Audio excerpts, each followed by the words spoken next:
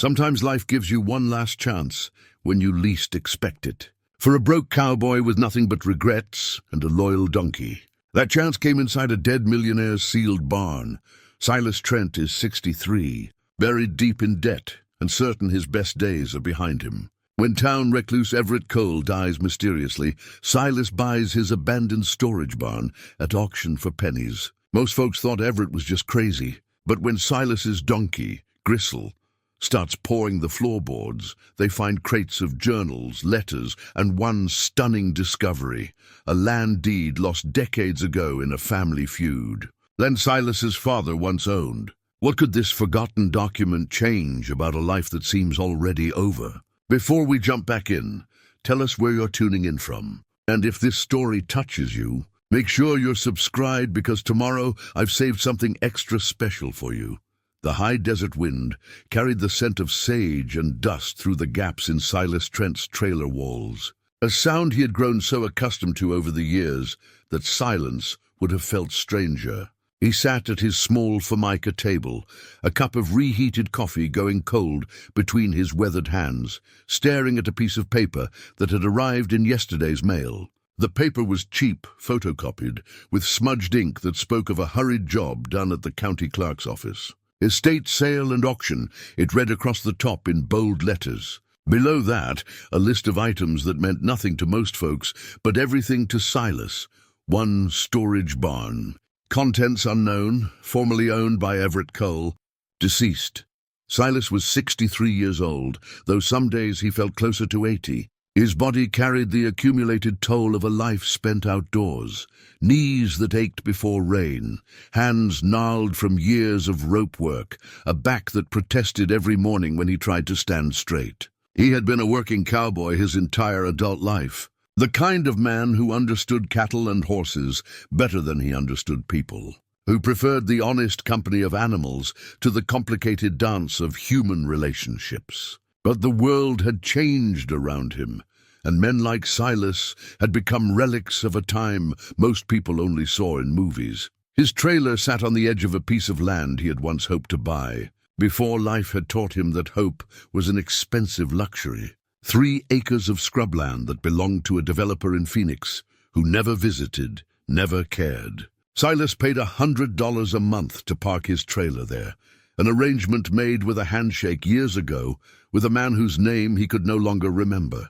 The developer's son now collected the rent, sent reminders when Silas was late, which was most months. Outside, in a small corral made of weathered posts and wire, stood Gristle. The donkey was 15 years old, gray around the muzzle, with eyes that held more wisdom than most humans Silas had known. He had found Gristle abandoned on a roadside, half-starved and alone, and had nursed him back to health. They had been inseparable ever since. Gristle was not just a companion, but a partner, someone who listened without judgment, who demanded nothing more than hay and water and an occasional scratch behind the ears. The auction flyer sat on the table between Silas and his coffee. He had read it a dozen times since it arrived, turning it over in his mind the way a man might turn over a stone, looking for something precious underneath. Everett Cole. The name brought back memories Silas had tried to bury under years of whiskey and hard work. Everett had been older than Silas, maybe 75 or 80 when he died 3 weeks ago. The whole town of Redemption Creek had whispered about it. Found dead in his little house on the outskirts. No signs of foul play, just an old man who had reached the end of his road. But Everett Cole had been more than just another old man. He had been a mystery, a recluse who kept to himself, who people said had money hidden away somewhere, though no one knew where or how much. Silas remembered Everett from years back, before the reclusiveness, before the rumors. Everett had been an inventor of sorts, always tinkering with machinery, always scribbling in notebooks. He had worked for a mining company in his younger days, designing equipment that made the work safer and more efficient. Smart man, people said. Too smart for his own good. After he retired, Everett had withdrawn from the world, buying that old storage barn on the edge of town and filling it with God knows what. Supplies, some said. Hoarded goods from Y2K, others claimed. A few folks swore he was preparing for the end times, stockpiling weapons and food, but Silas knew something most people did not. He knew that Everett Cole had once been friends with his father, Daniel Trent. They had worked together briefly, decades ago, before some kind of falling out that Daniel had never fully explained. Silas had been young then, maybe 12 or 13. But he remembered heated conversations late at night, his father's voice tight with anger. Words like betrayal and stolen drifting through the thin walls of their old farmhouse. That farmhouse was long gone now, sold off piece by piece to pay debts after Daniel died 20 years ago. The land had gone too, all 300 acres of it, parceled out and bought by developers and ranchers with deeper pockets. Silas had watched it happen, powerless to stop it, too young and too broke to hold on to what his father had built. He had kept one thing, though, a photograph of his father standing on that land, squinting into the sun, his hand resting on a fence post that marked the northern boundary. The photo sat now on the narrow shelf above Silas's bed, faded and curling at the edges. The auction was scheduled for Saturday morning at 10 o'clock, 3 days away. Silas had $67 to his name. He owed money to the feed store, to the veterinarian who had looked at Gristle's infected hoof last month, to the landlord's son for 2 months of back rent. He had no business thinking about buying anything at an auction, least of all a storage barn that probably held nothing but junk and old dreams. But something pulled at him.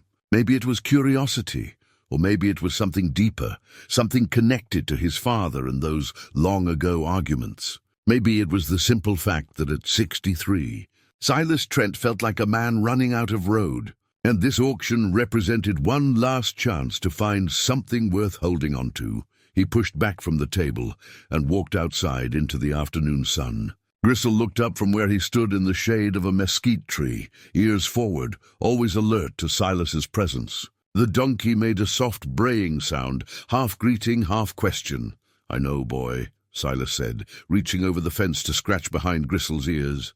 "I know it's foolish, but when has that ever stopped me?" Gristle leaned into the scratch, eyes half closing in contentment. The donkey had an uncanny ability to sense Silas's moods, and right now he seemed to understand that something was shifting, some decision being made that would alter the gentle rhythm of their days. Silas spent the next 2 days scraping together what money he could. He sold his old saddle to a collector in town for $40, even though it pained him to part with it. The saddle had been his father's, worn smooth by years of use, but sentiment did not pay bills. He sold a few tools he no longer needed, an old generator that had not run in years, and a set of horseshoes that had been gathering dust. By Friday evening, he had $132 in cash, folded carefully in his shirt pocket. Saturday morning came cool and clear, the kind of day that made a man grateful to be alive. Silas hitched Gristle to an old cart he used for hauling feed, the kind of rig that drew smiles from people in newer trucks,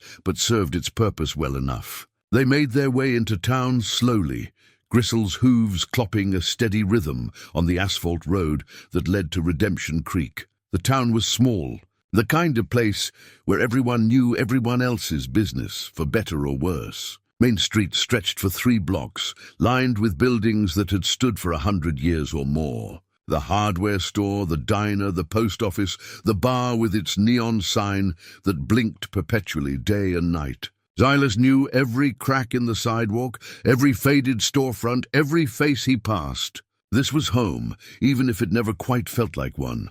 The auction was being held in the parking lot behind the county building, where estate sales and foreclosures were conducted every few months. A small crowd had gathered, maybe 30 people, some serious bidders and some just curious. Silas recognized most of them.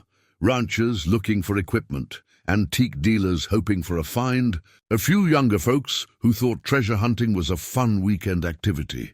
At the front of the crowd stood the auctioneer, a thin man named Garrett, who had been running these sales for as long as Silas could remember. He wore a white cowboy hat that had seen better days and spoke in the rapid-fire patter that auctioneers used to keep energy high and bids coming. Silas tied Gristle to a fence post and joined the crowd.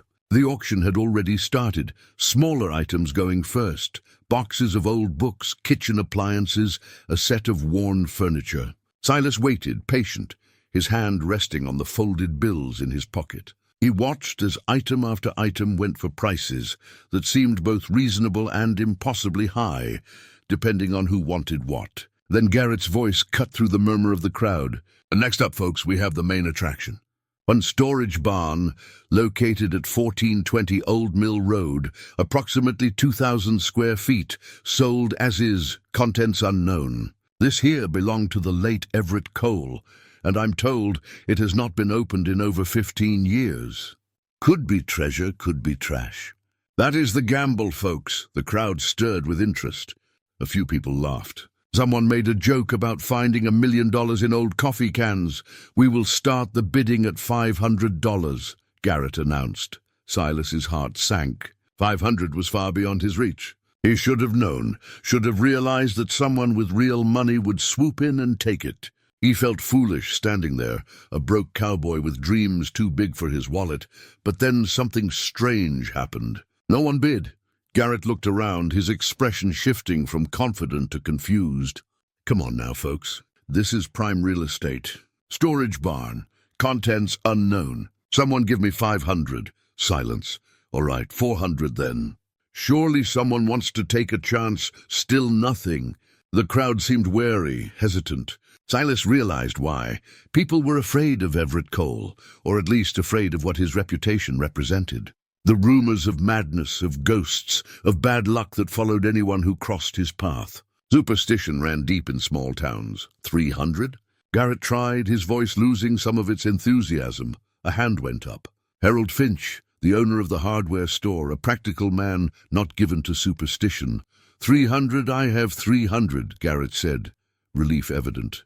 "Do I hear 350?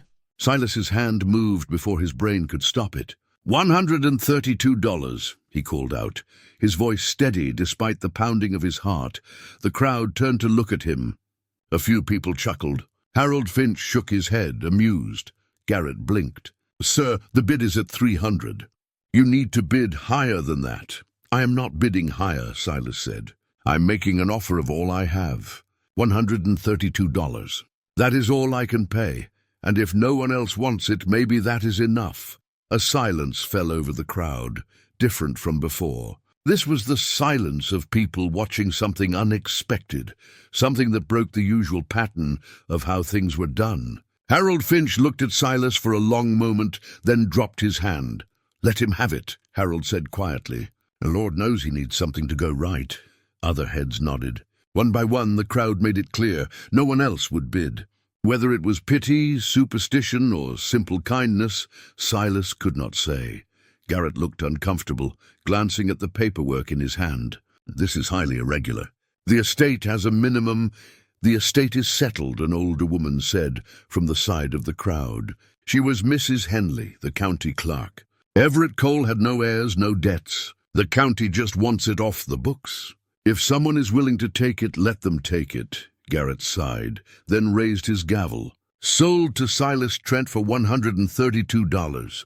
May God have mercy on your soul." The crowd dispersed, people moving on to the next item or drifting away. Silas stood there, stunned, holding the receipt that made him the owner of a storage barn he had never seen inside, filled with contents he could not imagine. He walked back to where Gristle waited, and the donkey looked at him with those wise, knowing eyes. "Well, boy," Silas said softly, running his hand along Gristle's neck, "looks like we just bought ourselves a mystery." The barn sat at the end of Old Mill Road, a rutted dirt track that wound through scrub brush and rocky outcroppings before dead-ending at a rusted gate. Silas arrived just before sunset, the sky painted in shades of orange and purple that made the whole world seem briefly beautiful.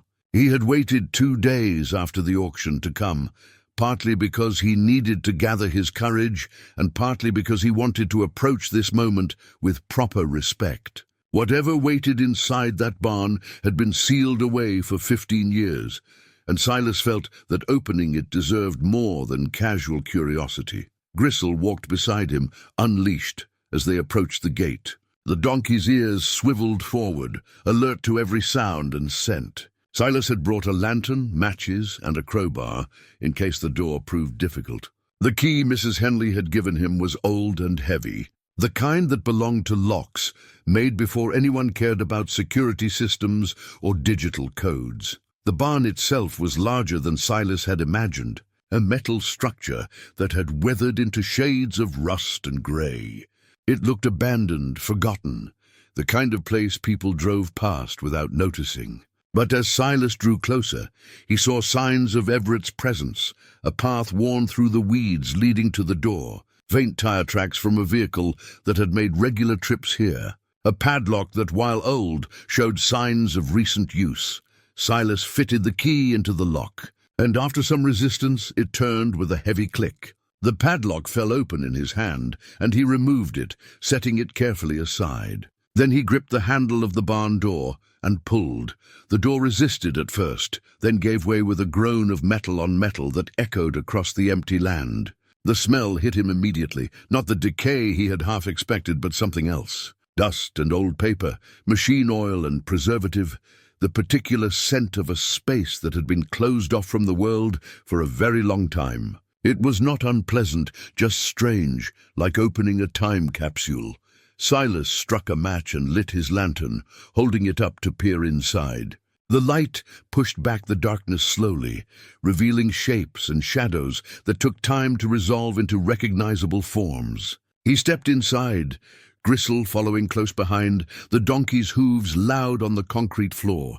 The barn was organized with an almost military precision. Along the walls, shelves rose from floor to ceiling, each one labeled and categorized. There were supplies, as the rumors had suggested, canned goods, water barrels, boxes of dried food, but these took up only a small corner of the space. The rest was something else entirely.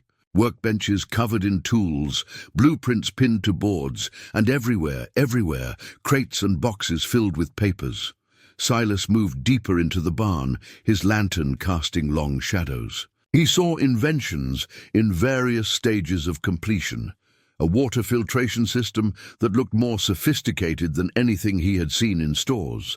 A small engine that seemed designed to run on multiple fuel sources. A series of solar panels that predated the current interest in renewable energy by decades. Everett Cole had not been hoarding out of fear or madness. He had been working, creating, preparing something, but for what? Gristle made a soft sound, and Silas turned to see the donkey pawing at the floor near the back of the barn. It was a behavior Gristle showed when he found something interesting, usually food or water, but sometimes just something that caught his attention. "What is it, boy?" Silas asked, moving toward him. The donkey pawed again, more insistently, at a spot where the concrete floor seemed different from the rest. Silas knelt down, setting the lantern beside him, and ran his hand over the surface. There was a seam here, barely visible, where a section of floor had been cut and fitted back into place. He worked his fingers into the gap and pulled. The section lifted easily. It was designed to, revealing a shallow space beneath. Inside were more boxes, but these were different. These were personal. Silas lifted out the first one and opened it carefully. Journals. Dozens of them, each one filled with Everett's handwriting, dense and meticulous. He picked one at random and opened it to a middle page. The date at the top read April 15, 1987. The entry was long, detailed, describing an invention Everett had been working on for improving water extraction in desert environments. But halfway through, the tone changed. "Daniel came by again today," Everett had written. "He is still angry about the Patterson land. I tried to explain that I had nothing to do with the sale, that I was just as surprised as he was when the company moved forward with the purchase. But he would not listen. He believes I betrayed him, that I knew about the deal and said nothing. The truth is more complicated, but how do you explain complicated truths to a man whose life has just been destroyed? How do you say that staying silent was the lesser evil when every other path led to worse outcomes?" Silas's breath caught in his chest. The Patterson land. He knew that name, knew it well. It had been part of the 300 acres his father had owned. the northern section, the best grazing land with natural springs that never ran dry. His father had sold it, or thought he had sold it, to a buyer who turned out to be a front for a mining company. The sale had fallen through in a tangle of legal complications, and in the end, the land had gone to someone else entirely, someone who paid pennies on the dollar for what it was worth.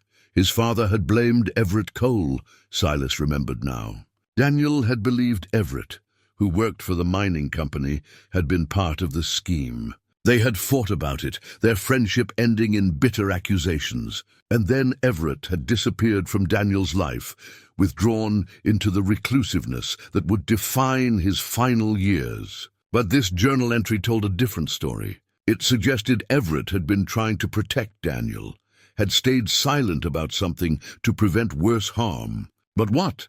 And if Everett had nothing to do with the land sale, then who did? Silas set the journal aside and reached for another box. This one contained letters, official documents, correspondence between lawyers and businessmen whose names Silas did not recognize. He scanned through them quickly, his hands trembling slightly. Legal language was not his strength, but he understood enough to see patterns emerging. The Patterson land sale, the mining company, the shell corporations, it was all connected to something larger, something that had been deliberately hidden. And then, at the bottom of the box, he found it. A deed. The paper was old but well preserved, kept in a protective sleeve. Silas held it up to the lantern light and read the words typed across the top. Deed of property transfer. Patterson Tract, County of Maricopa, State of Arizona. His father's name was there. Daniel Trent listed as the original owner.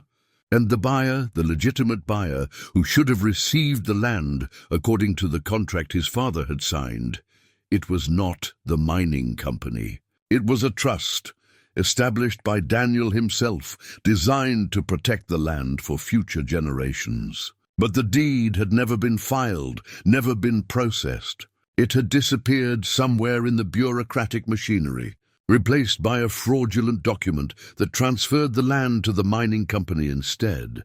This was the deed his father had lost. The deed that would have protected their land, kept it in the family. And Everett Cole had kept it hidden all these years. But why? Why not give it to Daniel, prove his innocence, restore what had been stolen? Silas read through more of the journals, piecing together the story. Everett had discovered the fraud years after it happened, while working through old company files during a different case. He had taken the deed, intending to bring it to Daniel, to make things right.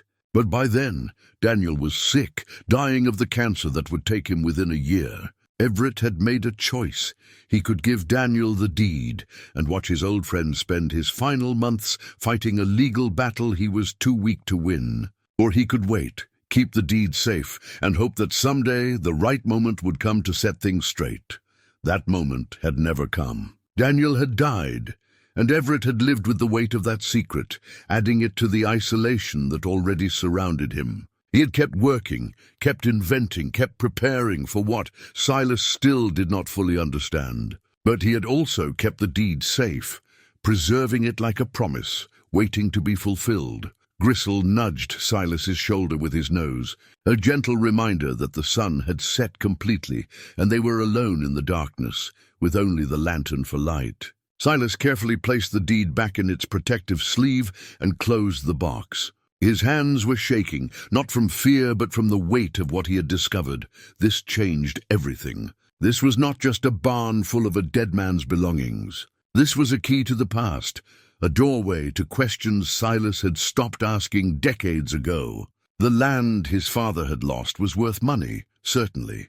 Probably a great deal of money, given how the area had developed over the years. But more than that, it represented something his father had built, something that should have been passed down to Silas, a legacy that had been stolen. Could the deed still matter after all this time? Could it be used to reclaim what was lost, or at least seek some form of justice? Silas did not know. He was a cowboy, not a lawyer. But standing there in the dim light of his lantern, surrounded by Everett Cole's life's work, he felt something he had not felt in a very long time.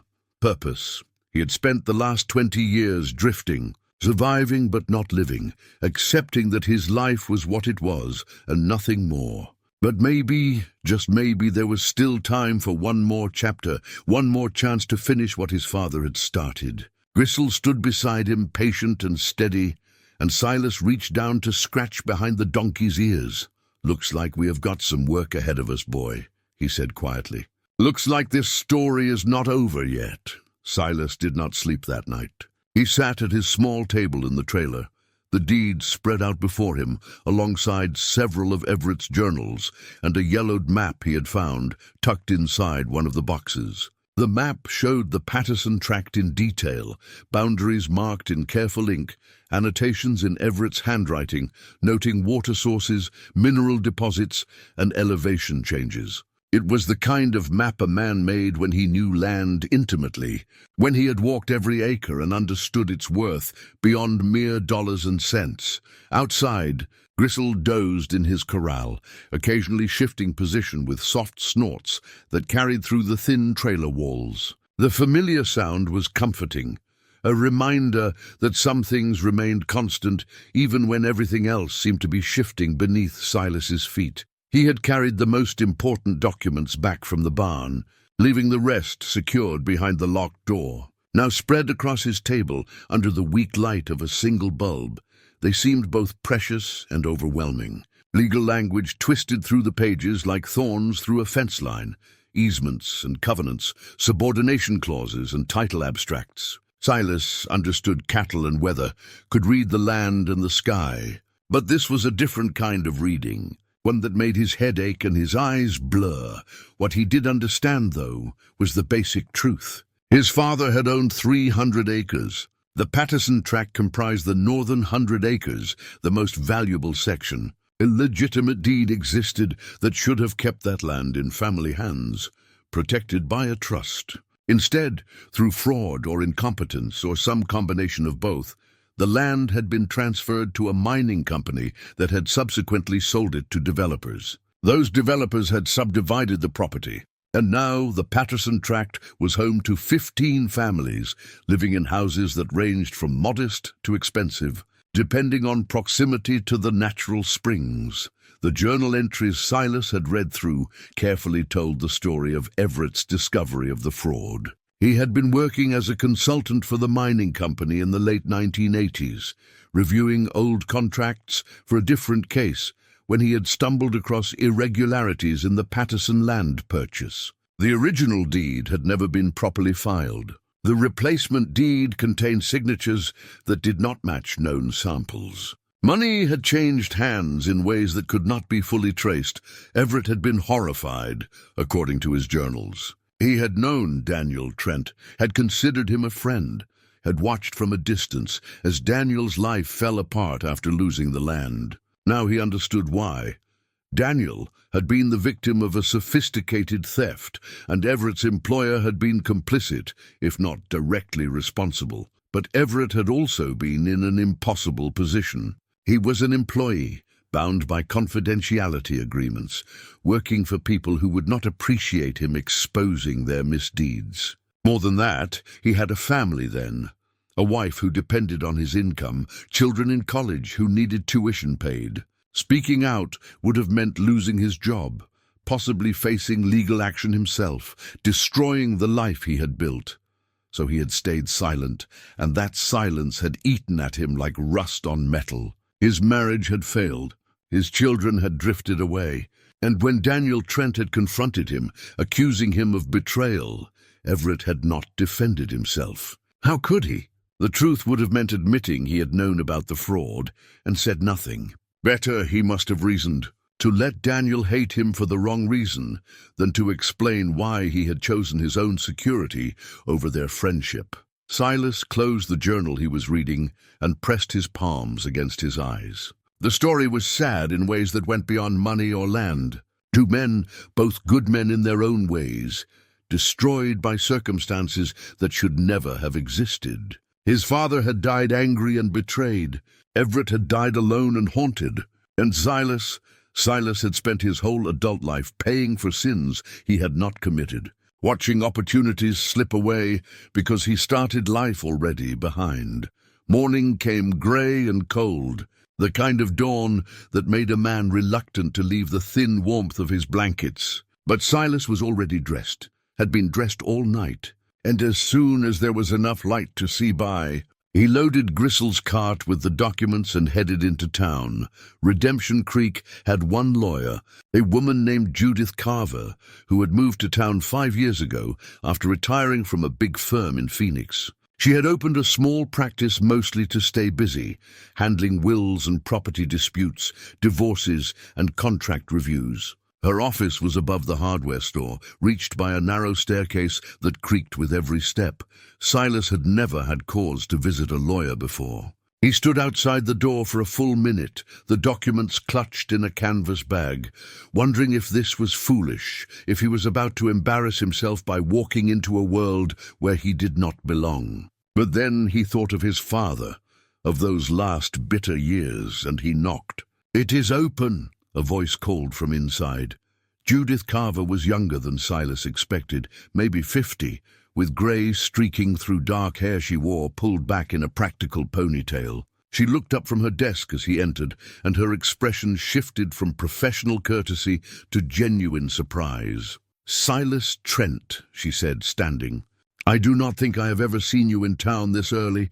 What brings you here?" Silas set the canvas bag on her desk carefully, as if it contained something fragile. "I need to understand some documents," he said. "Legal documents. I found them, and I think they matter, but I do not have the knowledge to know for certain." Judith's eyebrows rose slightly, but she simply nodded and gestured to the chair across from her desk. "All right, let me take a look." He pulled out the deed first, still in its protective sleeve, and handed it to her. Then the journals, open to relevant pages he had marked with scraps of paper. Then the map. Judith read through everything methodically, her expression neutral but focused. The silence stretched out, broken only by the sound of pages turning and the distant rumble of trucks on Main Street below. Finally, she looked up. "Where did you get these?" "I bought Everett Cole's storage barn at auction," Silas explained. "These were inside, hidden under the floor." Judith leaned back in her chair, her fingers drumming lightly on the desk. "This is quite a discovery. Silas, if this deed is authentic, and it certainly looks authentic, it represents a significant legal claim to land that is currently owned and occupied by other parties. Can it be used?" Silas asked.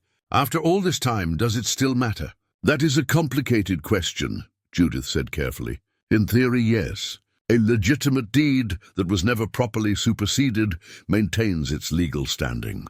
But there are statutes of limitations to consider, adverse possession claims, the interests of current property owners who bought in good faith. It would require extensive legal work to even attempt to pursue this, and there would be no guarantees of success." Silas felt something deflate inside him. Of course it would not be simple. Nothing ever was. But Judith was not finished. "However," she continued, "the evidence of fraud here is quite compelling. Even if you cannot reclaim the land itself, there might be grounds for a civil suit seeking damages. And more importantly, this tells a story that deserves to be told. Your father was wronged. Everett Cole knew it and tried in his way to preserve the truth. That has value beyond dollars and cents." She looked at him directly, her expression serious. "I need to ask you something, Silas. Why does this matter to you? After 20 years, after everything that has happened, why pursue this now?" It was a fair question, one Silas had been asking himself since the moment he found the deed. He thought about easy answers, money, justice, closure. But the truth was deeper than that. "Because I am 63 years old," he said slowly, "and I have spent most of my life feeling like I do not matter, like I'm just taking up space until it is my time to go. But this," he gestured to the documents on her desk, "this says my father mattered. His work mattered. His land mattered. And if I do not do something about it, if I just let this slip away again, then what was it all for?" Judith nodded slowly, understanding in her eyes. "All right then. Let me do some research. I will need a few days to look into the current ownership, check the legal precedents, figure out what options you might have. Do not expect miracles, but I will find out what is possible. What do you charge? Silas asked, already knowing the answer would be more than he could afford. We will work something out, Judith said. I did not move to this town to get rich. Sometimes a case is worth taking because it should be taken. This feels like one of those times. Silas left the office feeling lighter than he had in weeks, maybe years. The morning sun had burned off the grey clouds, and Main Street looked almost cheerful in the bright light. He found Gristle waiting patiently by the cart, and together they made their way back home, past the familiar landmarks that suddenly seemed less permanent, less final. Maybe the deed would lead somewhere, or maybe it would turn out to be just another dead end in a life full of them. But for now, for this moment, Silas Trent had something he had not had in a very long time. He had hope, and he had purpose, and those were worth more than all the land in Arizona. The days that followed took on a strange quality for Silas, like living in two timelines at once. There was the practical present, feeding Gristle, fixing a section of fence that had come loose, making the meager meals that stretched his limited budget, and then there was the other timeline, the one that existed in the documents and journals he continued to explore. Each night he returned to the barn, bringing back more pieces of Everett Cole's life, trying to understand not just the legal fraud but the man himself. Among the journals, Silas found photographs tucked between pages like pressed flowers. They were old, some dating back to the 1970s, and they showed a different Everett Cole than the recluse of later years. Here was a young man in work clothes, standing beside a massive drilling rig, grinning at the camera. Here was Everett, with a woman who must have been his wife, the two of them dressed up for some occasion, her hand resting on his shoulder. Here were children, a boy and a girl, caught mid-laugh in someone's backyard. What struck Silas most was how ordinary these images were. There was nothing in them that hinted at the isolation and sadness that would come later. Everett had been a normal man once, someone with friends and family, someone who smiled easily. The transformation from that person to the recluse who died alone seemed almost cruel in its completeness. One photograph in particular caught Silas's attention. It showed two men standing beside a pickup truck, tools visible in the truck bed behind them. One was Everett, maybe 40 years old. The other was Daniel Trent, Silas's father, probably around the same age. They had their arms around each other's shoulders, both squinting into bright sunlight, both looking like men who had worked hard and were satisfied with what they had accomplished. Silas had seen plenty of photographs of his father, but never this one. It must have stayed with Everett all these years, a reminder of a friendship that had ended badly. He studied his father's face in the image, looking for clues to the man he had been before disappointment and illness had worn him down. Daniel looked strong here, confident, someone who believed the world made sense and that hard work would be rewarded. How bitter it must have been to learn otherwise. Silas tucked the photograph into his shirt pocket, wanting to keep it close. Then he continued reading the journals, moving chronologically through Everett's life. The entries from the 1990s were particularly painful. Everett's marriage was falling apart. His children were grown and distant, and he was haunted by the choice he had made regarding Daniel's land. He wrote about trying to contact Daniel multiple times, wanting to explain, wanting to make things right, but never finding the courage to actually do it. I see him sometimes in town, one entry read, dated September 1996. He looks right through me like I am not there. Maybe I'm not in any way that matters. I have become a ghost of my former self, haunting the edges of a life I no longer fully inhabit. The irony is not lost on me that I kept silent to protect what I had, and in doing so I have lost it all anyway. Sometimes I think about just giving him the deed, leaving it on his doorstep anonymously. But what good would it do now? He is sick, everyone knows it. The cancer is eating him from the inside, and even if he could fight for the land legally, he does not have time. Better to let him have peace in his final days than to burden him with battles he cannot win. Silas closed the journal and sat in silence. Better to let him have peace. The rationalization of a man who could not face his own guilt, who convinced himself that inaction was kindness. And yet, Silas could not bring himself to hate Everett Cole. The man had been trapped by circumstances of his own making, yes, but also by systems larger than himself, by corporate greed and legal complexities that ground up ordinary people without remorse. 3 days after his meeting with Judith Carver, Silas received a phone call. It was awkward, standing in the cramped phone booth outside the post office, receiver pressed to his ear, aware of people walking past and trying not to listen. "I have done some preliminary research," Judith said, her voice professional but not unkind. "The news is mixed. The good news is that the deed appears to be legitimate. I have verified the signatures and seals, checked it against county records. The bad news is that pursuing any claim based on it will be complicated and expensive." "How complicated?" Silas asked. "The land is currently owned by 15 different families, all of whom purchased their properties in good faith from a developer who bought the tract legally as far as they knew. Any attempt to invalidate those sales would face significant legal hurdles. There is also the question of statute of limitations on fraud claims, though we might be able to argue that the clock did not start running until the fraud was discovered." Silas felt his hope beginning to drain away again. "So it cannot be done." "I did not say that," Judith replied. "I said it would be complicated. But there is another avenue worth exploring. The mining company that orchestrated the original fraud no longer exists under that name. It was bought out and absorbed into a larger corporation. However, corporate succession means that legal liabilities can sometimes be transferred along with assets. If we can establish that the fraud occurred and that the current corporate entity bears responsibility, we might be able to negotiate a settlement without having to disrupt the lives of the current property owners." "What kind of settlement?" "Money, most likely. Not the land itself, but compensation for what was stolen. It would not make you rich, Silas, but it might give you some security, and more importantly, it would acknowledge what happened to your father."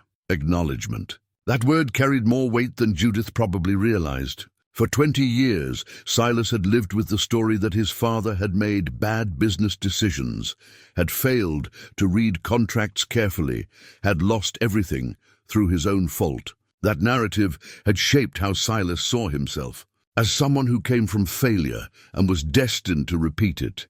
But if the truth came out, if people knew that Daniel Trent had been the victim of fraud rather than the architect of his own downfall, then the story changed. Then Silas's life looked different too.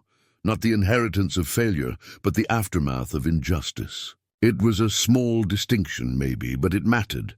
"What do you need from me?" he asked. "More evidence," Judith said.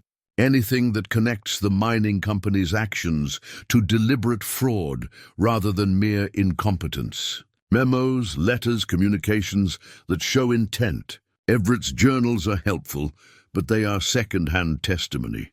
We need documents that speak for themselves." Silas thought about the barn, about the dozens of boxes he had not yet fully explored.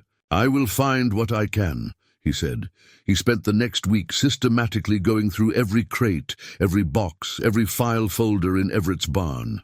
It was slow work, made slower by the fact that he could only read for so long before his eyes grew tired and his head began to ache. But he was methodical, organizing documents by date and subject, creating piles that made sense, even if he could not always understand the contents. Gristle often accompanied him, the donkey, seeming to understand that this work was important. Sometimes Silas would read passages aloud to him, just to hear the words in the empty barn, and Gristle would flick his ears as if listening carefully, occasionally offering a soft bray that Silas chose to interpret as encouragement. In a box labeled 1985-1989 company files, Silas found what Judith had asked for. It was a memo, printed on company letterhead, marked confidential.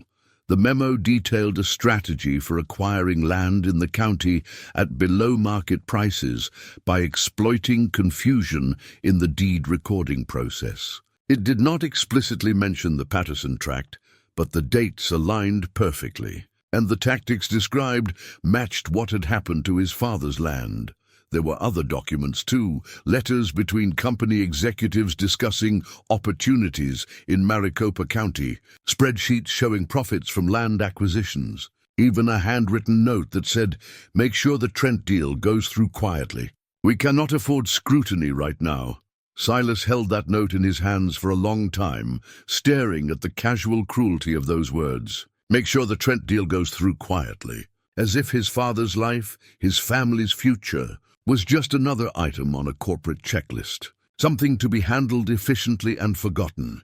He carefully packed the documents into a folder and made another trip to Judith's office. She reviewed them with the same methodical care she had shown before, but this time her expression shifted from neutral to something sharper, more focused. "This is excellent," she said finally. "This establishes intent. This shows a pattern of behavior. With this, we can build a real case." "How long will it take?" Silas asked. Judith looked at him seriously. "Months at minimum. Possibly years if they fight hard.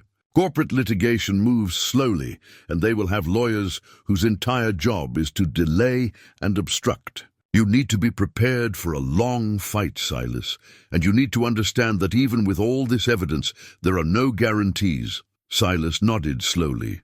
He had not expected guarantees. Life had taught him long ago that certainty was a luxury few people enjoyed. But he had something now that he had not had before. A path forward, a way to honor his father's memory that went beyond sitting alone in a trailer and remembering better days. "Then we fight," he said simply. "However long it takes."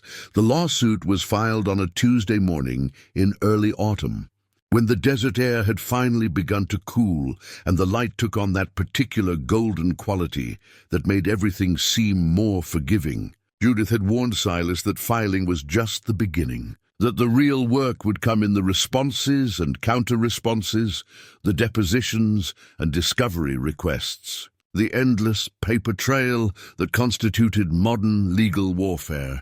She had also warned him that people would talk. She was right about that. Would spread through Redemption Creek within days. A lawsuit against Morrison Tate Industries, the corporate successor to the mining company that had bought up land in the county decades ago. A claim of fraud involving the Patterson Tract. Silas Trent, the broke cowboy who lived in a trailer, suddenly trying to make waves about things that happened before most of the current residents had even moved to town. The reactions varied. Some people were supportive in the quiet way of small-town folks who did not like to make a fuss but appreciated seeing someone stand up to corporate power. They nodded at Silas when they saw him, offered words of encouragement, told him stories about their own run-ins with big companies that seemed designed to crush ordinary people. But others were less kind. The families who lived on the Patterson Tract were worried, uncertain about what the lawsuit might mean for their homes. Even though Judith had been careful to explain that the suit was against the corporation, not the current homeowners, people felt threatened. Property values were discussed over coffee at the diner. Insurance policies were reviewed. A few neighbors who had always been friendly suddenly found reasons to avoid Silas when they saw him in town. And then there was Marcus Webb. Marcus owned the hardware store, had inherited it from his father, who had bought it from his father before that. He was in his 50s, successful in the modest way that business owners in small towns could be, and he had strong opinions about people who tried to upset the natural order of things. He cornered Silas one morning outside the feed store, where Silas had gone to buy grain for Gristle that he could barely afford. "Heard about your lawsuit," Marcus said, his arms crossed over his chest. "Seems like you are trying to make trouble for a lot of good people." Silas finished loading the bag of grain into Gristle's cart before responding. He had learned long ago that rushing to defend yourself usually made things worse. "I am not trying to make trouble," he said calmly. "I am trying to find out the truth about what happened to my father's land." "Your father's land," Marcus repeated, his tone skeptical. "Your father lost that land fair and square, Silas. Everyone knows that. He made bad business decisions, and he paid the price. Now you are trying to rewrite history because you cannot accept that your family failed. The words stung, partly because they echoed things Silas had told himself for years. But he had read Everett's journals. He had seen the documents. He knew the truth was more complicated than the story everyone had accepted. "My father was cheated," Silas said quietly. "There are documents that prove it. If people do not want to believe that, I cannot change their minds. But I am not going to pretend it did not happen, just because it makes folks uncomfortable." Marcus shook his head. "You are wasting everyone's time. That corporation has lawyers who will bury you in paperwork.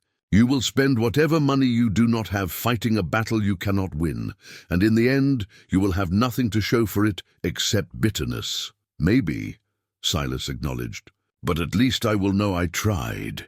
He climbed onto the cart beside Gristle and started home, aware of Marcus watching him go. The confrontation left a sour taste in his mouth, not because of Marcus's hostility, he had expected that, but because part of him wondered if Marcus was right.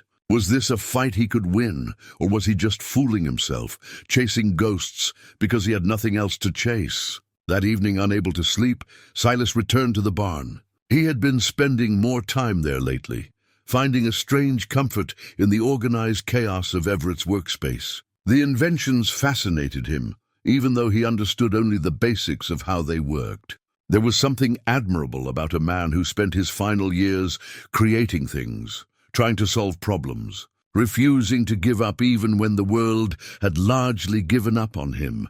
One invention in particular caught Silas's attention that night. It was a water pump, but unlike any pump he had seen before.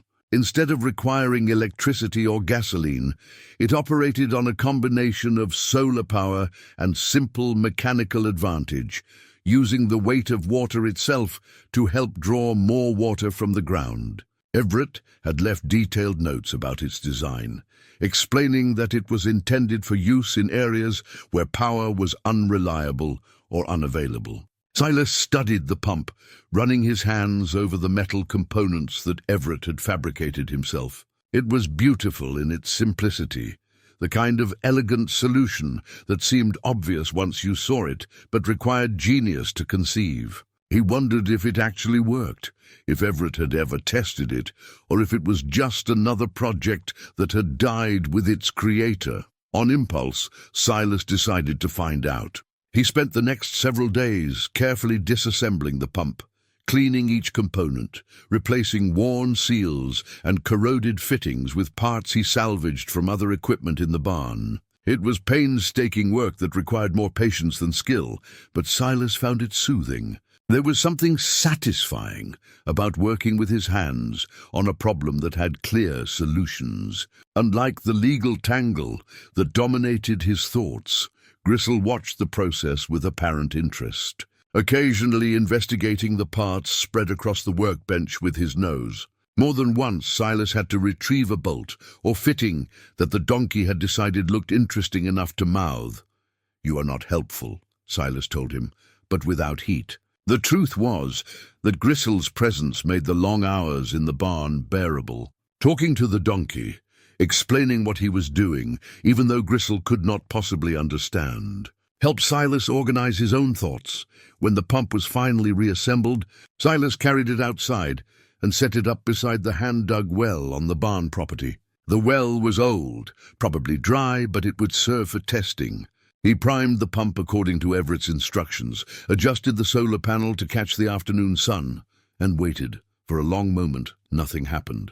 Then with a soft gurgle, water began to flow. Not much, just a thin stream that quickly steadied into something more substantial. The pump was working, drawing water from a well that Silas had assumed was exhausted. Using nothing but sunlight and Everett Cole's ingenuity, Silas found himself grinning, a feeling of triumph completely out of proportion to what he had actually accomplished. He had not invented anything, just restored something that already existed. But it felt like a victory nonetheless, proof that Everett's work had value, that the years spent in isolation had produced something real and useful. He let the pump run, watching the water flow into a collection barrel. Gristle came over to investigate and drank deeply, his tail swishing with satisfaction. The sun was setting, painting the desert in shades of orange and red, and for a moment, Silas allowed himself to simply exist in that space, not thinking about lawsuits or debts or all the ways his life had not turned out the way he had hoped. A truck approached on the dirt road, its headlights cutting through the gathering dusk. Silas tensed, wondering if it was Marcus Webb come to continue their argument, or someone else with complaints about the lawsuit. But when the truck stopped and the driver got out, he saw it was Judith Carver. She walked over to where Silas stood beside the pump, her expression unreadable in the fading light. "I have been trying to call you," she said. "But then I remembered you do not have a phone. Is something wrong?" Silas asked. "I am not sure," Judith replied. She handed him a folder. "Morrison Tate has filed their response to the lawsuit. They are not denying that fraud occurred. They are claiming that Everett Cole was part of it." Silas felt the ground shift beneath him. "What?" "They are saying that Everett worked for the company, that he helped facilitate the land transfer, and that any evidence he collected was done as part of covering his own involvement. They are arguing that his journals and documents are self-serving attempts to shift blame, and that by relying on them, we are perpetuating a fraud rather than exposing one." Silas opened the folder and scanned the legal response, though much of the language was beyond him. The accusation was clear enough, though. Morrison Tate was not just defending themselves. They were going on offense, attacking Everett's credibility, and by extension, the entire foundation of the case. "Can they do that?" Silas asked. "Just make accusations without proof?" "They have to provide proof eventually," Judith said. "But yes, this is a common tactic. Muddy the waters, create doubt, make it harder to determine who is telling the truth. The question is whether we can counter it effectively."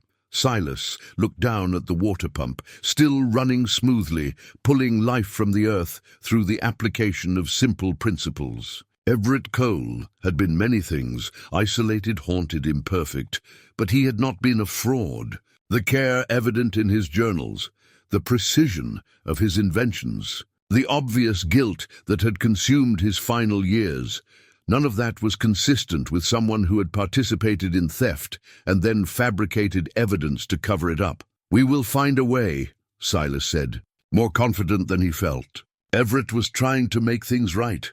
I do not know if we can prove it to a court's satisfaction, but I know it in my bones.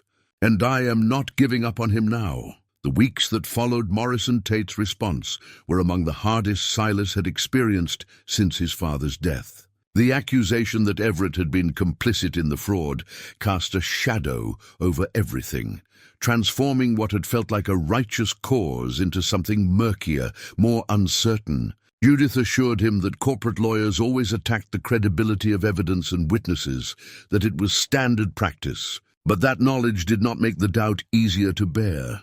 Silas found himself returning to the barn almost nightly, searching for something, anything, that would definitively prove Everett's innocence and his genuine remorse. The journals continued to paint a picture of a man tormented by guilt, but Morrison Tate's lawyers had an answer for that too. They argued that the journals were written specifically to create a false narrative, insurance policy against potential exposure. It was a cynical interpretation, but Silas could see how it might be convincing to someone who had not spent weeks immersed in Everett's life, who had not seen the progression from optimistic engineer to isolated hermit, who had not felt the weight of accumulated regret in every carefully written page. One night, while going through a box of personal correspondence, Silas found letters that had never been sent. They were addressed to various people, Everett's ex-wife, his adult children, a few former colleagues, and they all shared a common theme of apology and explanation. Everett had written draft after draft, trying to find the right words to explain his choices, his failures, his desperate desire to somehow make amends before time ran out. One letter, addressed to Daniel Trent and dated just 3 months before Daniel's death, was particularly heartbreaking. "Dear Daniel," it began, "I have started this letter 100 times and never found the courage to finish it, let alone send it. But I am running out of time, and you are running out of time, and I cannot let us both go to our graves without at least trying to explain. You were right to be angry with me. You were right to feel betrayed. What you did not know And what I could not tell you was that I discovered the fraud too late to stop it and too early to safely expose it. I had a family to protect, a career that would have been destroyed. And I made the coward's choice. I stayed silent. The letter went on to detail the discovery of the original deed, Everett's failed attempts to find a way to restore it to Daniel without destroying his own life, and his ultimate decision to preserve the evidence in hopes that someday, somehow, justice could still be served. I know that you will probably never read this, the letter concluded. I know that the years have passed, and the damage is done, and there is no forgiveness large enough to cover what I failed to do. But I want you to know, my old friend, that not a day has gone by when I have not thought about those afternoons we spent working together, planning our futures, believing the world was fair. You were a better man than I was, Daniel. You would have chosen differently. I'm keeping your deed safe, and someday I swear it. Someone will use it to set things right. The letter was dated but never sent, still in its envelope, with Daniel's name written on the front in Everett's careful handwriting. Silas held it for a long time, tears blurring his vision. This was not the writing of a man perpetuating a fraud. This was the writing of a man who had made an impossible choice and spent the rest of his life paying for it. He brought the letter to Judith the next morning. She read it carefully, then looked up at him with something like sadness in her eyes. "This helps," she said. "It is further evidence of Everett's state of mind, his genuine remorse. But Morrison Tate will argue that an unsent letter is meaningless, that it could have been written at any time, for any reason. So what do we need?" Silas asked, frustration creeping into his voice. What would actually prove that Everett was telling the truth? Judith was quiet for a moment, thinking. "Independent corroboration," she said finally. "Someone else who knew about the fraud, who can testify to what really happened. Or documentation from the company itself that contradicts their current claims. We have evidence that fraud occurred, but we need to establish definitively that Everett was not part of it. And if we cannot find that, then it becomes a question of which narrative the court finds more credible. Obers, that Everett discovered fraud and tried to preserve evidence while protecting himself and his family, or theirs, that Everett participated in fraud and created false documentation to cover his tracks. Silas left the office feeling defeated. Independent corroboration from events that happened decades ago seemed impossible. Most of the people involved were likely dead or scattered. And even if they were not, why would they risk implicating themselves by coming forward now? He spent that afternoon with Gristle, riding out to the edge of the property where the trailer sat, looking at the land that stretched away toward the horizon. This was what remained of his father's legacy, a 3-acre rental on someone else's land, a trailer that was falling apart, a life that had shrunk down to the smallest possible version of itself, but it had not always been that way. Once Daniel Trent had owned 300 acres. He had built something, created something, planned for a future that his son would inherit. That future had been stolen, and Silas was finally in a position to maybe do something about it. But only if he could prove that the man who had helped him discover the truth had not also been part of the original crime. That evening, feeling restless and unable to settle, Silas decided to go through the barn one more time. He had been through most of the boxes already, but there were still a few crates in the back that he had only glanced at, items that seemed less relevant to the land fraud. One crate was filled with old employee files and company communications from Everett's early years at the mining company. Silas had set it aside weeks ago because the dates were wrong, too early to be connected to the Patterson tract situation. But now, with Morrison Tate claiming Everett had been complicit, those earlier years might matter. They might show a pattern of behavior, evidence of Everett's character before the events in question. He pulled out the crate and began sorting through the contents methodically. Most of it was mundane: performance reviews, project reports, memos about safety protocols and equipment maintenance. But near the bottom, in a folder marked Ethics Complaint 1984, Silas found something that made his pulse quicken. It was a formal complaint filed by Everett Cole against his supervisor. alleging that the supervisor had pressured him to falsify safety reports to avoid regulatory scrutiny. The complaint included copies of the falsified reports alongside Everett's original, accurate versions. It showed that Everett had refused to participate in the cover-up and had gone over his supervisor's head to report the misconduct to corporate management. The complaint had been investigated and substantiated. The supervisor had been fired. Everett had received a commendation for his integrity and had been promoted shortly thereafter. This was it. This was the evidence they needed. It did not directly prove Everett's innocence regarding the land fraud, but it established a clear pattern. When Everett Cole encountered corporate wrongdoing, he reported it, even at personal risk. He was not someone who participated in fraud and then covered it up. He was someone who exposed fraud, even when it cost him. Silas carefully photocopied the entire file at the library the next day, then brought the originals to Judith. She read through them with growing excitement, her professional composure slipping into something more genuine. "This is excellent," she said. "This completely undermines their narrative.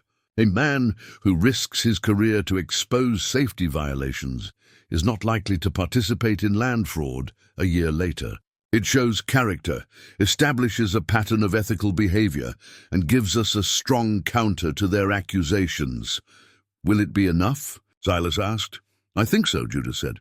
"Combined with everything else, the journals, the letters, the preserved deed, this creates a compelling picture. Everett Cole was not a criminal. He was a man who made an imperfect choice when faced with an impossible situation, and then spent the rest of his life trying to make it right.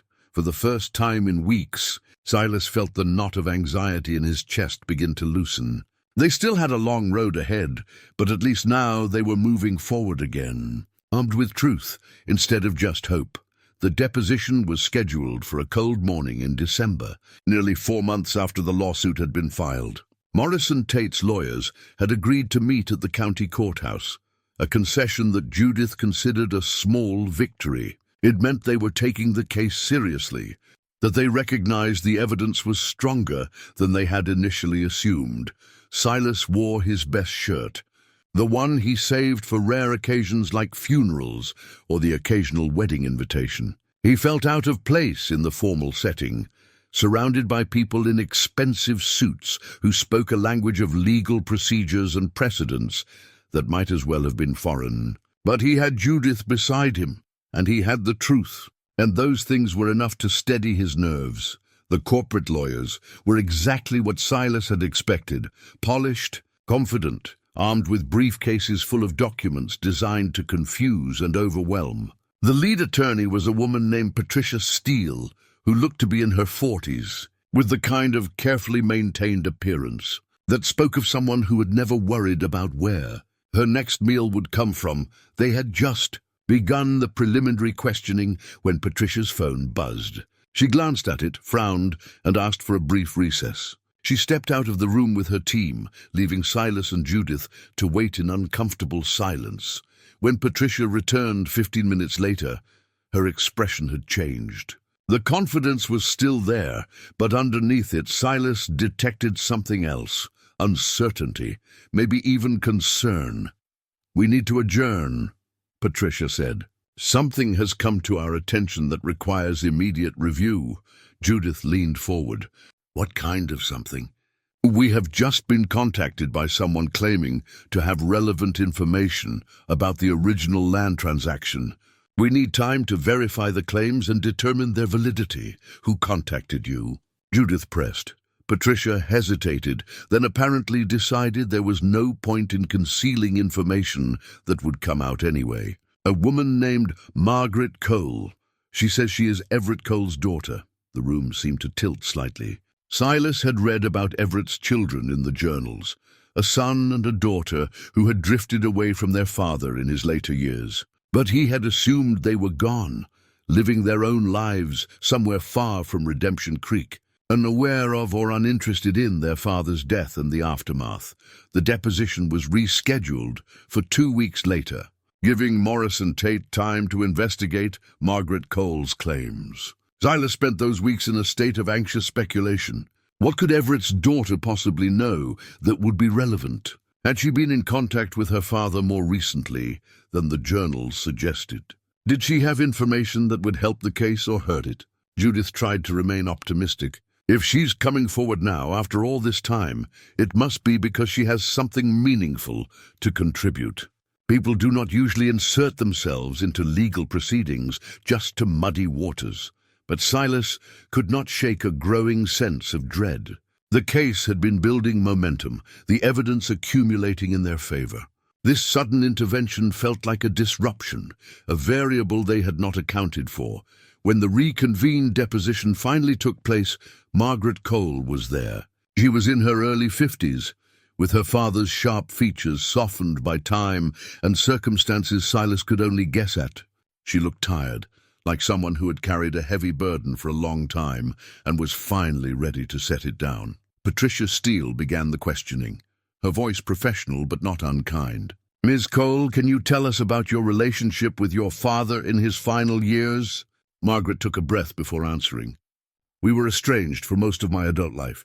After my parents divorced, my brother and I chose to live with our mother. We blamed our father for the breakup, for withdrawing from the family, for becoming so obsessed with his work that he stopped being present for us. I had not spoken to him in over 20 years when he died, but you have come forward now," Patricia said. "Why?"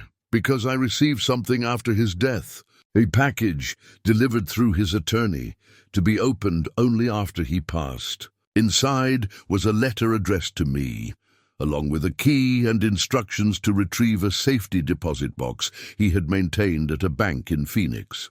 Patricia produced a document from her briefcase. "Is this the letter?" Margaret nodded. "Yes, and can you tell us what your father wrote to you?" Margaret's voice wavered slightly. He apologized. "For all the years we lost, for letting his guilt and shame drive a wedge between us, for choosing isolation over family." But he also explained why. He told me about the land fraud, about how he discovered it too late to stop it, about the choice he made to stay silent. And he told me that he had spent his final years trying to make it right, not just by preserving evidence, but by doing something more. Silas felt his heartbeat accelerate. Something more? What could that mean? Patricia asked the question everyone in the room was thinking. "What else did your father do?" "He contacted the families," Margaret said quietly. "The ones living on the Patterson tract. Not directly, he was too afraid of legal consequences, but through intermediaries. He offered to pay for improvements to their properties, to help with issues that arose from poor construction or infrastructure problems. He essentially became a silent benefactor, funneling money to people he felt had been unwitting participants in a crime, even though they had done nothing wrong themselves." Silas struggled to process this information. Everett had been helping the families who now lived on his father's stolen land. Why? Margaret continued. "The safety deposit box contained financial records. My father had been quite successful with his patents and inventions over the years. He lived modestly, almost ascetically, because he was putting most of his money into a trust designed to compensate the people affected by the fraud he felt he had failed to prevent." She pulled out a folder and handed it to Patricia, who began reviewing its contents with visible surprise. According to these records, Everett Cole distributed over $2 million to various parties over a 15-year period. The Patterson tract families received improvements and assistance, but the largest portion of the trust was designated for Daniel Trent and his heirs.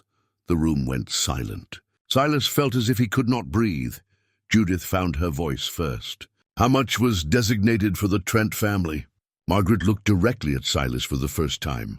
$1.4 million plus accumulated interest. The trust was structured to be paid out when the original deed was recovered and authenticated, and when someone came forward to pursue justice for what happened. My father believed that if those conditions were ever met, it would mean someone had found his evidence and understood what he was trying to do. It would mean he had not failed completely. Patricia Steele set down the folder, her expression unreadable. "We need to verify these documents, of course.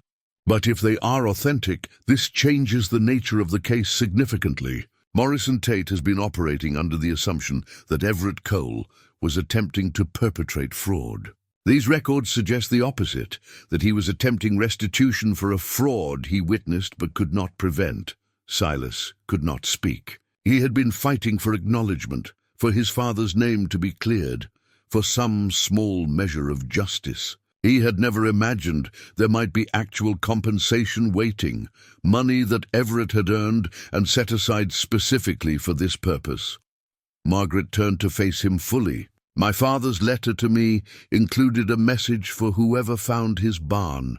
Whoever took up the cause, he did not have the courage to pursue himself. He wanted them to know that he was sorry. Sorry for the years lost, sorry for the pain caused, sorry for choosing the wrong kind of silence.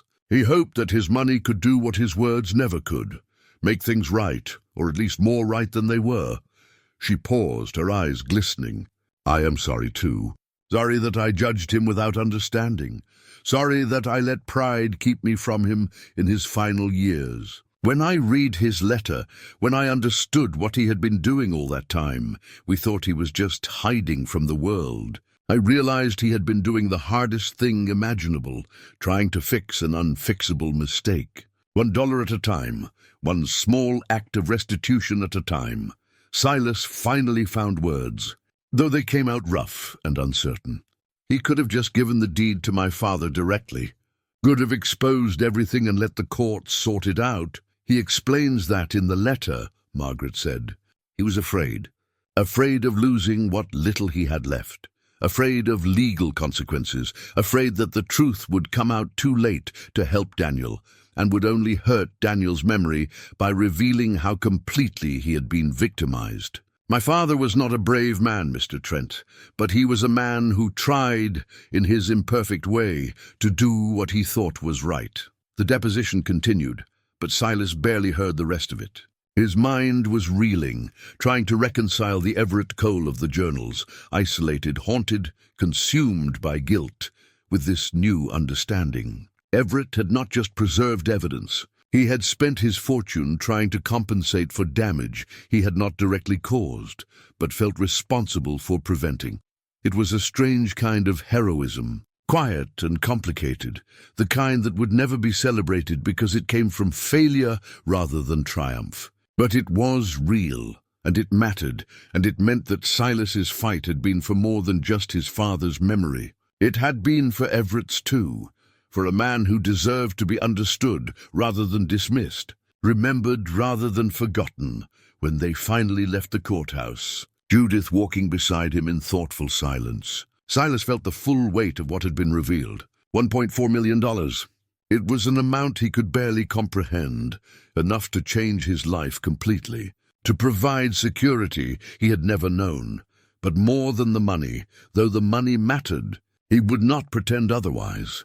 What struck him was the simple fact that Everett Cole had seen him coming, had believed that someday someone would find the barn, would piece together the story, would care enough to seek justice. Everett had prepared for that moment, had left behind not just evidence, but compensation, a final act of redemption for a man who had spent his life believing he was beyond redemption.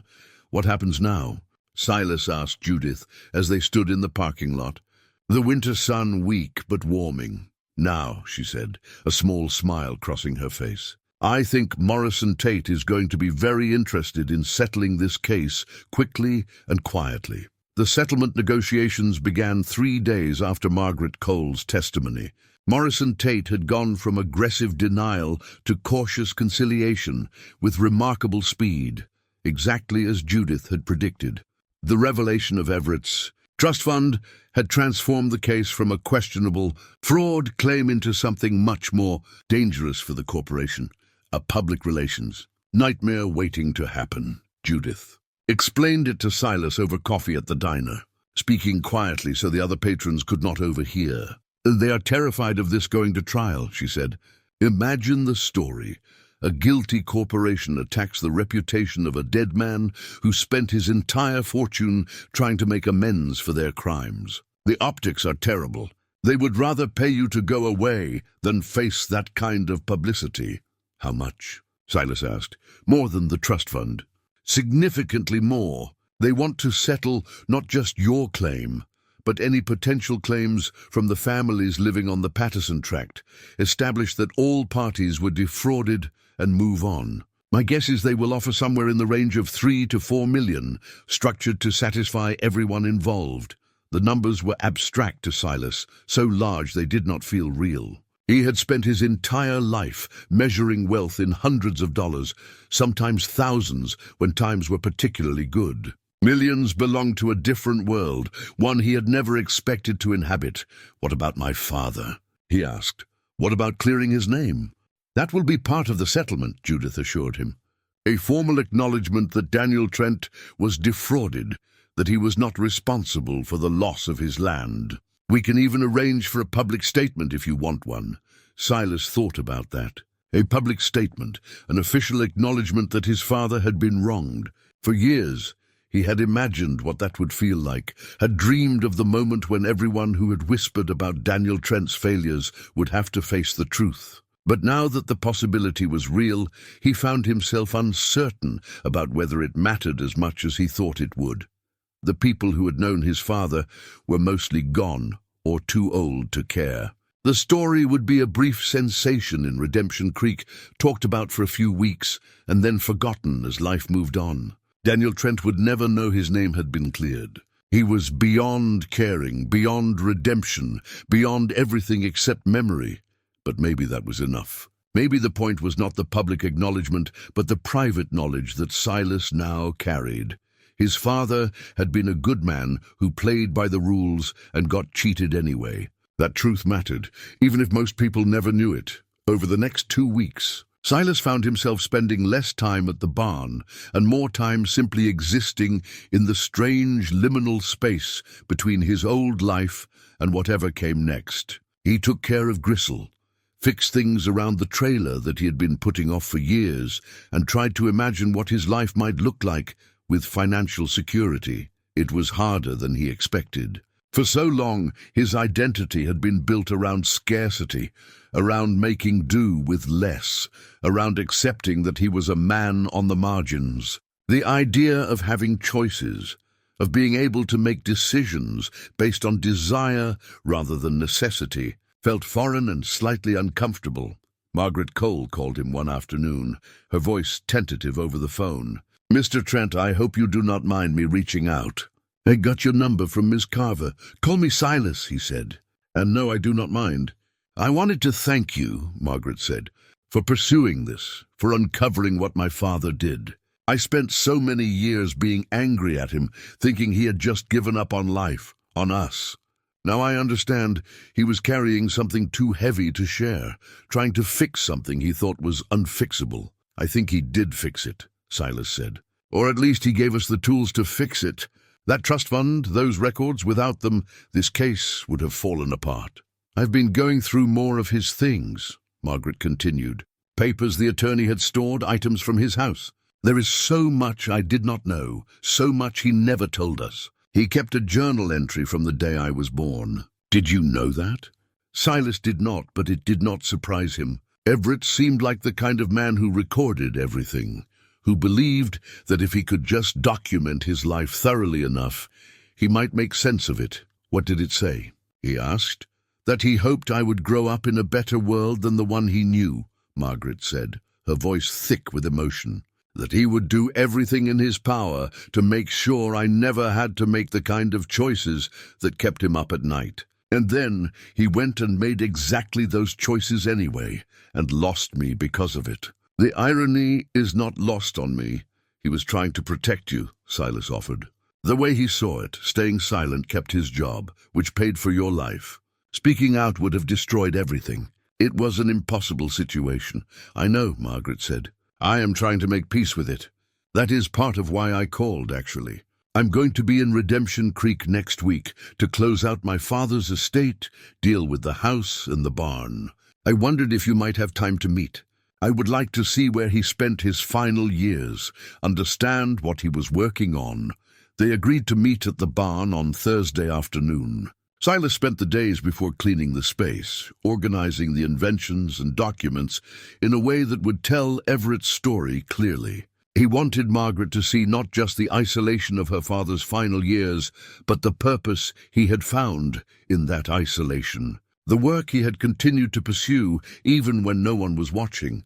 When Thursday came, Silas arrived early. He had brought Gristle, who had become as much a part of this journey as Silas himself. The donkey explored the barn with familiar comfort, occasionally pausing to investigate something that caught his attention. Margaret arrived just after 2 o'clock, driving a rental car that looked out of place on the dirt road. She parked and sat for a moment before getting out, staring at the barn as if gathering courage. When she finally emerged, Silas could see the family resemblance clearly. She had Everett's sharp intelligence in her eyes, his careful way of moving, as if every action was considered before being executed. "Thank you for meeting me," she said, shaking his hand. "Of course," Silas replied. He opened the barn door and gestured inside. "This is where your father spent most of his time these last 15 years. Margaret stepped inside slowly, her eyes taking in the organized shelves, the workbenches covered in tools, the inventions in various stages of completion. She moved from station to station, touching things lightly, reading labels Everett had written in his precise handwriting. "He was still inventing," she said, wonder in her voice. "All this time I thought he had just withdrawn from the world, given up. But he was working." "Always working," Silas confirmed. "He designed a water pump that runs on solar power, an air filtration system for areas with poor air quality, plans for low-cost housing that could withstand extreme weather. He was trying to solve problems, make things better."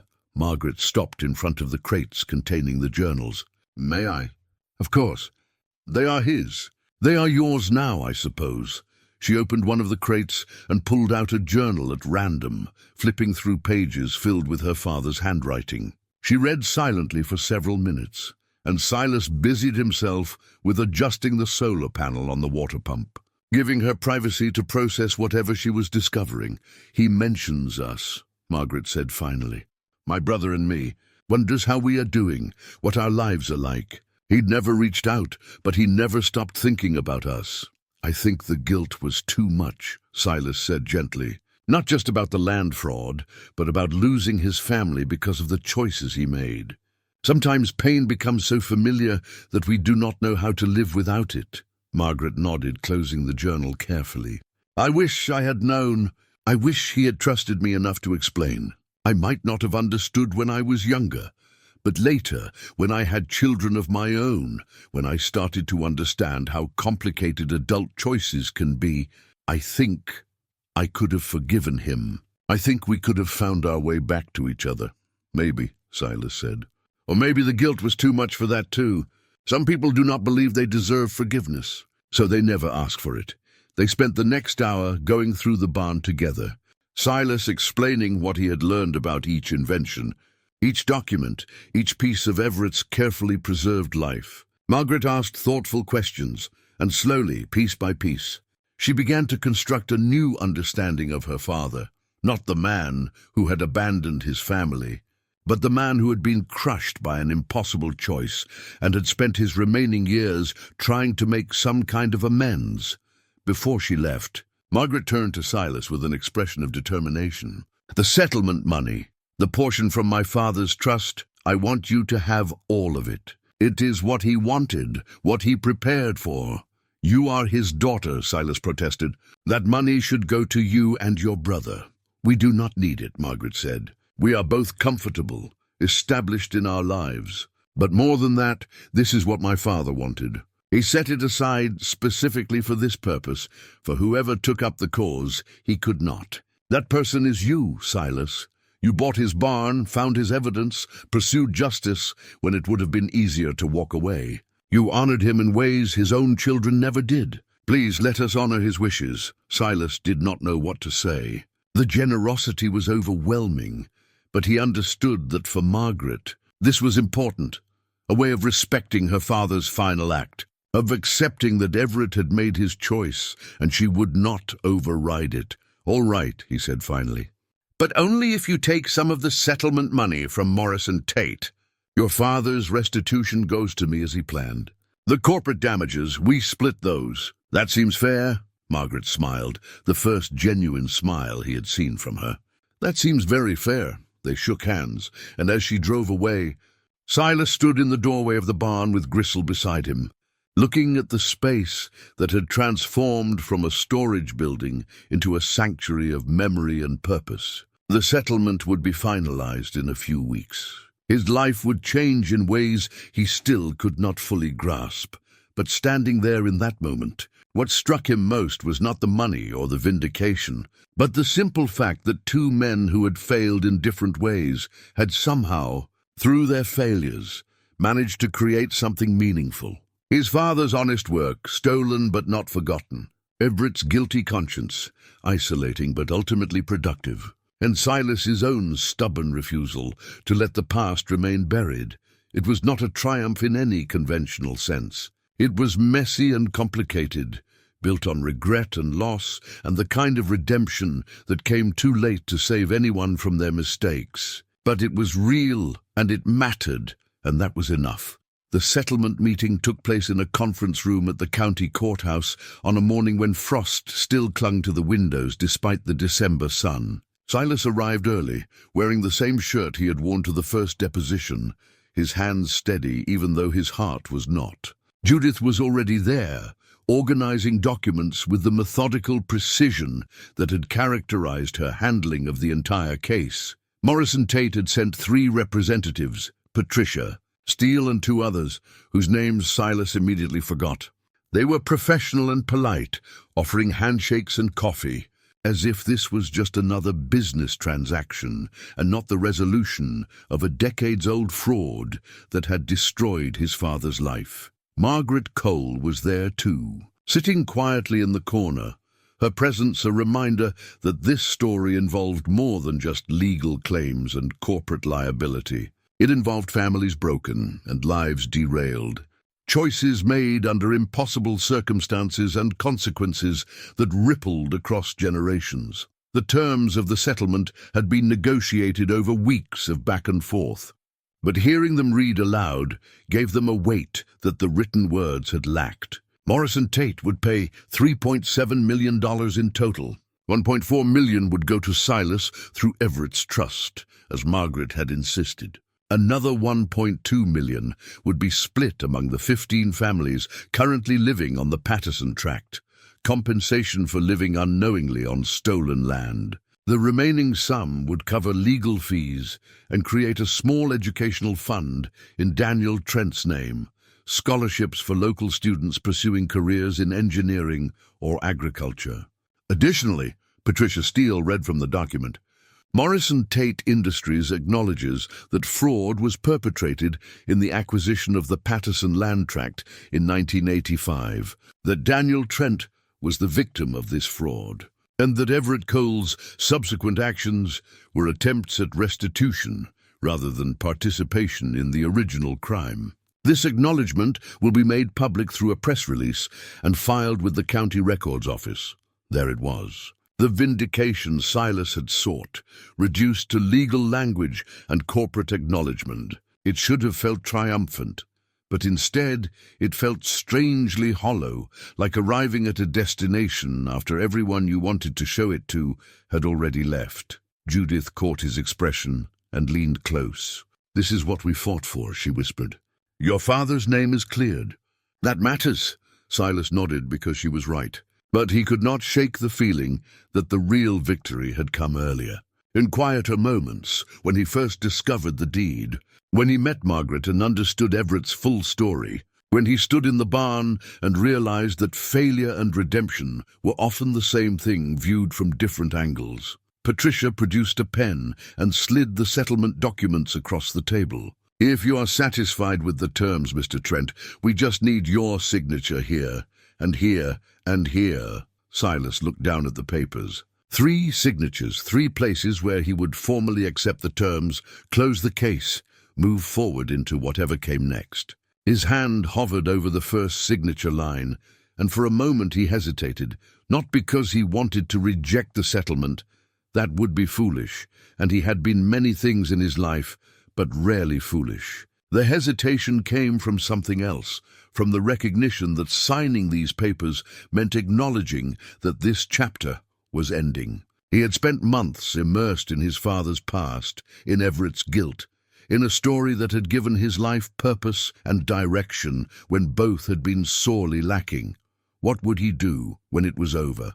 But then he thought about Gristle waiting in the trailer, about the barn that now belonged to him legally as well as practically, about the inventions that still needed to be understood and maybe even brought to the world. He thought about the water pump running smoothly, pulling life from the ground through the application of simple principles. He thought about his father standing on that land in the photograph, squinting into the sun, believing in a future that had been stolen but not destroyed. The story was not ending. It was just entering a new phase. Silas signed the documents with firm, clear strokes. Each signature felt like a small act of closure, a formal acknowledgement that what had been broken could not be fully fixed, but could at least be addressed, understood, given its proper weight in the scales of justice. When he finished, Patricia collected the papers with visible relief. "Thank you, Mr. Trent. The funds will be transferred within 30 days. And our public relations team will coordinate with you on the timing and content of the acknowledgement statement." They shook hands again, and the Morrison Tate representatives left quickly, eager to put this matter behind them. Margaret approached Silas as he stood, her expression a mixture of gratitude and sadness. "It is done," she said simply. "Yes," Silas agreed. "It is done." They walked out of the courthouse together into the cold morning air that felt clean and sharp. Judith excused herself to make phone calls, leaving Silas and Margaret standing on the courthouse steps. Two people connected by a shared history they had not known existed until a few months ago. "What will you do now?" Margaret asked. Silas thought about the question seriously. "I suppose I will figure out how to live a different kind of life. Maybe finish some of your father's projects. Maybe help some people the way he tried to help people. Maybe just exist without the weight of debt pressing down every moment." He paused. "What about you?" "I think I will try to remember my father as he really was," Margaret said. "Not the man I was angry at, but the man he tried to be, even when he failed. That seems like enough of a project for however many years I have left." The press release went out 2 days later. It was brief, corporate in tone, but clear in its admission. Morrison Tate Industries acknowledged historical fraud in land acquisition, named Daniel Trent as a victim, and announced a settlement without admitting ongoing liability. The story ran in the local paper and was picked up by a few regional news outlets, though it never achieved the kind of prominence Silas might once have imagined. But it was enough. People in Redemption Creek saw it. They read the words and understood finally that Daniel Trent had not failed. He had been cheated. The whispered narratives about poor business decisions and self-inflicted wounds were quietly revised, not with fanfare, but with the small adjustments that communities make when confronted with inconvenient truths. Harold Finch, the hardware store owner, found Silas in the feed store a week after the settlement. "I owe you an apology," Harold said without preamble. "I said some things about your father that were not fair. I believed what everyone believed, never questioned it. I should have." Silas accepted the apology with a nod. He bore Harold no ill will. The man had been wrong, but so had most people, including Silas himself, for a long time. "Water under the bridge," he said. Others approached him over the following weeks, some to apologize, others simply to acknowledge the truth that had been revealed. Marcus Webb, who had confronted him so aggressively months earlier, did not apologize directly but stopped avoiding Silas in town, which was its own form of contrition. The families living on the Patterson tract reacted with mixed emotions to their unexpected windfall. Some were grateful, treating the settlement as a blessing that would solve problems or fund dreams. Others were unsettled by the knowledge that their homes sat on stolen land, even though they bore no responsibility for the theft. A few reached out to Silas, wanting to understand the history, to know more about Daniel Trent and what the land had been before it was subdivided and developed. Silas met with several of them, sharing what he knew, showing them the old photograph of his father standing on the land they now occupied. Most were kind, sympathetic, eager to assure him they had bought their properties in good faith. He assured them in return that he bore them no resentment, that the fight had never been about taking their homes, but about acknowledging what had been taken from his father. One family invited him to dinner, a gesture that surprised and moved him. They had a young daughter, maybe 8 years old, who peppered him with questions about cowboys and donkeys and what it was like to live in a trailer. Her parents apologized for her curiosity, but Silas waved them off. He liked the girl's directness, her unself-conscious interest in a life so different from her own. Over a meal that was more elaborate than anything Silas usually ate, the father, a software engineer who had moved to Arizona from California, asked him what he planned to do with the settlement money. "I honestly do not know yet," Silas admitted. "For so long I lived day to day, week to week. The idea of planning beyond that still feels strange." "You should take some time," the mother suggested. "Travel, maybe. See places you have always wanted to see." Silas thought about that. He had never been much of a traveler, had rarely left the county except for brief trips that necessity demanded. The world beyond Redemption Creek existed mostly as an abstraction, something he saw on television or heard about secondhand. But maybe that could change. Maybe at 63, he could still become someone who explored, who sought out new experiences instead of just enduring familiar ones. The money was transferred on schedule, arriving in an account Judith had helped him establish. Seeing the balance, more money than he had earned in his entire life combined, felt surreal. The first thing he did was pay off his debts. The feed store, the veterinarian, the landlord's son. Years of accumulated obligations, erased in an afternoon. The second thing he did was buy the 3 acres where his trailer sat. The developer's son seemed surprised by the offer, but accepted readily. 3 acres was nothing to him, just a small parcel not worth the trouble of developing. To Silas, it was everything. The first land he had ever owned, a place that was truly his. The third thing was harder to define. He spent days walking the property with Gristle, thinking about what he wanted to build there, not physically, but conceptually. A life, a purpose. Something that would honor both his father and Everett Cole, the 2 men whose failures and efforts had brought him to this moment. One evening, as the sun set in shades of orange and purple that turned the desert beautiful, Silas stood beside the water pump in Everett's barn, his barn now, and watched it pull water from the ground with steady efficiency. The mechanism was simple but elegant, requiring no fuel except sunlight, no maintenance except basic cleaning and occasional adjustments. It occurred to him then what he wanted to do, not all at once, not with grand plans and elaborate schemes, but slowly, methodically, the way a man builds something meant to last. He would finish Everett's inventions. He would test them, refine them, and find ways to get them into the hands of people who needed them. Rural communities without reliable power, developing areas where clean water was scarce, anywhere that simple. Durable technology could make lives better. It would not make him famous or change the world overnight. But it would matter. The way small things done consistently over time always mattered. It would be a way of honoring the 2 men who had shaped this strange journey, and more importantly, it would be a way of living with purpose instead of just surviving with patience. Gristle nudged his shoulder, reminding him it was time to head home. Silas scratched behind the donkey's ears and smiled.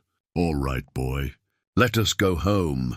Home. The word felt different now, weighted with meaning it had not carried before. Not just a place to sleep, but a place to belong, to build from, to return to. At 63 years old, Silas Trent finally had a home. And more than that, he had a future worth working toward. 6 months after the settlement, Silas stood on land that had once belonged to his father, invited there by the Jensen family who owned the northwest corner of what had been the Patterson tract. They had asked him to help install one of Everett's water pumps, a system they hoped would supplement their well during the dry summer months. The work took most of a morning. Silas guiding them through the installation process while Gristle grazed nearby, unbothered by the activity. The Jensens were in their 30s, new to rural life but eager to learn, and they treated Silas with a respect he was still getting accustomed to. Not the pity he had received for years as the broke cowboy who could not catch a break, but genuine regard for someone who had knowledge worth learning. When the pump was running smoothly, Mrs. Jensen brought out lemonade and sandwiches, and they sat in the shade of a cottonwood tree that Silas remembered from his childhood. His father had planted it, he told them, back when this land was still theirs, when the future seemed predictable and secure. "Do you ever wish you had fought for the land itself?" Mr. Jensen asked, "instead of just the settlement?" It was a question Silas had asked himself many times. The honest answer was complicated. "Sometimes," he said. "But then I think about what that fight would have cost, how many people would have been hurt by it, and I'm not sure it would have been worth it. My father loved this land, but what he really loved was the work, building something, making the desert bloom, leaving it better than he found it. That work continues here, with you and the others." "Maybe that is enough," Mrs. Jensen smiled. "That is a generous way to see it. Or maybe I'm just too old to carry grudges," Silas replied. "At some point, you have to decide whether you want to spend your remaining years fighting old battles or building new things." He had been building quite a bit lately. The trailer was gone, replaced by a modest house he had built mostly himself, taking his time, enjoying the process. It was not fancy, just 2 bedrooms. A kitchen, a living space with large windows that looked out over the desert he loved, but it was solid and comfortable and completely his. The barn had been transformed into a workshop where he spent his days working through Everett's designs, improving and adapting them for modern use. Some of the inventions proved impractical or redundant, superseded by technology that had advanced in the years since Everett had designed them. But others were brilliant, and Silas had quietly begun partnering with a small manufacturing company to bring them to market. With proceeds split between himself and a foundation he had established in Everett and Daniel's names. The foundation funded scholarships, as the settlement had specified, but it also supported rural infrastructure projects, helping communities install clean water systems and renewable energy solutions. It was modest in scale but meaningful in impact, touching lives in ways that felt more important than any amount of money in his bank account. Everett Cole visited occasionally, staying in town for a few days at a time, helping Silas sort through her father's remaining papers and inventions. They had formed an unlikely friendship, bonded by shared loss and the strange journey they had taken together. She talked about her father more easily now, with less pain and more acceptance, and Silas found himself doing the same with memories of his own father. "I think they would have liked what we are doing," Margaret said during her most recent visit, as they watched the sunset from Silas's porch. "Making something meaningful from all that sadness and regret." "I hope so," Silas replied, "though I suspect they would both tell us we are being too sentimental, that we should just focus on the practical work." Margaret laughed. "You are probably right. My father had no patience for sentimentality, but I think the practical work is sentimental in its way. It is how people like them showed love, by building things, fixing things, trying to leave the world a little better." Gristle wandered over and rested his head on the porch railing, looking at them with those wise, knowing eyes. The donkey was getting older, moving a bit slower than he used to, but he seemed content, secure in a life that had finally found its proper rhythm. Silas scratched behind Gristle's ears, the gesture as familiar as breathing. "This fellow saved me, you know. If he had not started pawing at that floorboard, I never would have found the deed. I would have looked through the barn, been disappointed there was no treasure, and moved on. Everything that happened came from his curiosity. Then we all owe him a debt," Margaret said, reaching over to pat Gristle's neck. "The unlikely hero of our story." As night fell and Margaret headed back to her hotel, Silas remained on the porch, Gristle beside him, looking out at land that stretched to the horizon. Somewhere out there, beyond what he could see, were the acres his father had once owned, now home to families building their own lives, their own futures. The land had not come back to the Trents, and probably never would. But its legacy continued in ways that mattered. He thought about the auction that had started everything, about standing there with $132 and no clear reason to believe things could ever be different. He thought about the fear he had felt opening the barn for the first time, the overwhelming confusion of the documents and journals, the slow piecing together of a story that had been hidden for decades. Most of all, he thought about his father, about Everett Cole, about the families on the Patterson tract, about Margaret finding her way back to understanding her father, about all the lives that had been touched by one act of fraud and the long, complicated effort to make it right. Justice was never simple, never clean. It came wrapped in compromise and weighted with consequences. But it came, if you were willing to wait for it, to work for it, to accept that closure was something you built rather than something you found. Sometimes life gives you one last chance when you least expect it. Silas Trent had taken that chance, and it had led him here, to a home of his own, work that mattered, a future that extended beyond simple survival.